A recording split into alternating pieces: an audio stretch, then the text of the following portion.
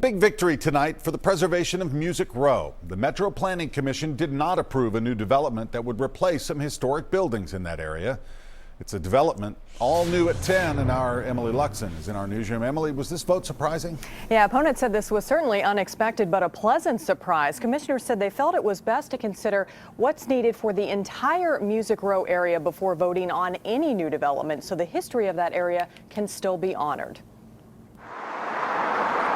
It's an area responsible for much of Music City's history, but the future of Music Row was in the spotlight at the Metro Planning Commission meeting. We're ready for item number 6. As people lined up to fight new development from moving in. If historic homes continue to be demolished, you will quickly be left with a city without unique identity and the individual character, which is your biggest asset. You're setting a dangerous precedent. You're rewarding developers who have chosen to ignore us, the neighborhood association. Developers lobbied for a zoning change that would pave the way to replace some of the existing homes on 16th Avenue South with a 6-story residential complex with office and retail space. If you look at the whole thing here, I'm still trying to comprehend why it's not a good thing for the area. You have this beautiful retail development behind us, and if you looked at the whole development together, it's really like a mixed-use development. You have fairly run-down office, which is very, very hard to maintain.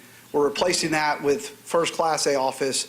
We take older apartments and we're replacing that with newer upscale apartments. It's the latest chapter in the battle of old versus new that's played out across Nashville, and one commissioner said needs to be taken seriously. I just feel like we really do need to take our time and think about what we want to see there and how we want to see development shaped going forward. We want to have something that Nashville can be proud of when it's all said and done. The decision was a victory for historians like Robbie Jones, and one he hopes paves the way for others. They're seeing the big picture now that Music Row deserves better. It's iconic for Nashville. It's important. It's historically important. It's a very special place.